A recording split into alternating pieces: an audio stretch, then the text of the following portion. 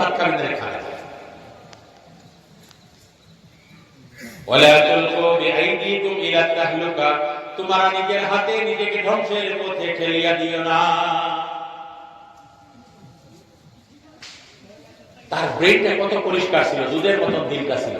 ওটার মধ্যে ইউটিউব দিয়ে আপনি তার ব্রেনটাকে ডেইলি ক্যাপাসিটি থেকে একটা স্টোরেজে, ওই ক্যাপাসিটিটা তার ইউটিউবে নষ্ট হয়ে যায়।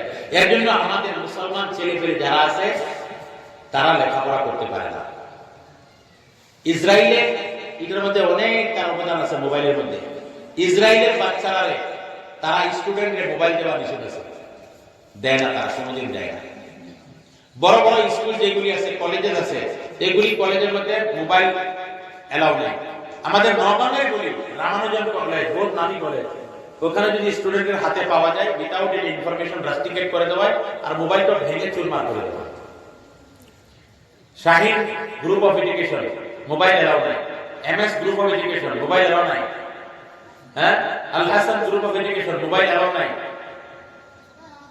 চেতনিয়া group of education mobile allow নাই, নারায়ণ, এগুলি আমি ইন্টারন্যাশনাল বলতেছি, বহুত বড় বড় গুরুকুল, এগুলির মধ্যে মোবাইল এলাও নাই। আমরা কোন জায়গার এডুকেশন লইতেছি? 9 এর পরে মেয়ে কয় স্কুল থেকে থিসিস দিবে মোবাইলের মধ্যে, লা হাওলা ওয়ালা কুওয়াতা ইল্লা বিল্লাহ। কোন থিসিস দেয়? এই মোবাইলটা নিয়ে মেয়ে ঘর থেকে বেরিয়ে হাঁটিয়ে হাঁটিয়ে ওই জায়গায় যায়, ওই থেকে বাসে নিয়ে ডবকা কলেজে যায়, এর ভিতরে তার কান থেকে মোবাইল সরে না। কোন থিসিস? কার সঙ্গে কথা বলে, কি দেখে?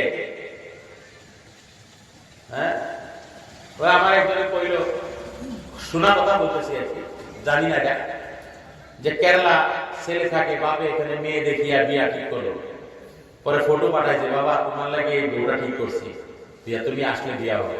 তো ছেলেও খুশি হচ্ছে, আমার জন্য সুন্দরী একটা মেয়ে দেখছে। তো বন্ধু বান্ধব যারা রুমে থাকে 10-12 জন বললো যে আমার জন্য বাবা এই বউ একটা দেখছে। তাহলে আমরা দেখা করা না, দেখা আমরা দেখাইছে, পরে কয় এটা তো মুখরে, এটা আমার লোকের কথা কয়। হ্যাঁ, তো দেখি দেখি এটা আমার লোক কয়। ইনস্টাগ্রামের মধ্যে ডেইলি আলোচনা হয় এর লোকে, সারা ইন্ডিয়ার লোকে কানেকশন। বুঝতে পারছেন কি? মোবাইলটা কে দিল?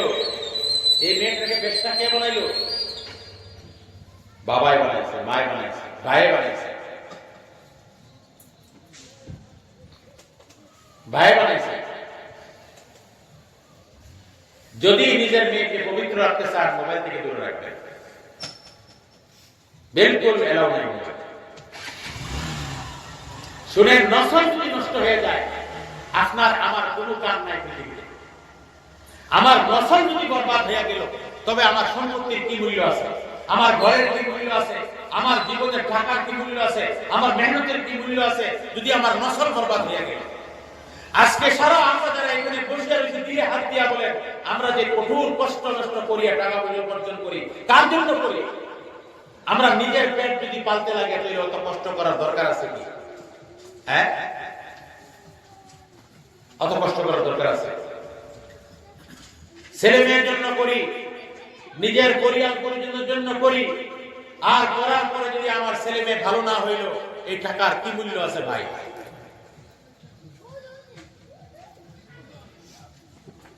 মেয়ে আজকে থেকে 10-11 দিন আগে বোধহয় আমাকে রাত্রে 9:30 বাজে পুলিশ থানাতে আমাকে ফোন করছে যে হুজুর আসেন, আপনার কাজ আছে। ভাত খেতে বসছিলাম, গেলাম থানায়, গেছি করে আপনার একটা ইনকোয়ারি আসছে। কিসের? বলছে কোথায় আপনার প্রোগ্রাম আছে, প্রোগ্রামের জন্য এসপি পাঠাইছে, আপনার এই জায়গার মানুষ কি না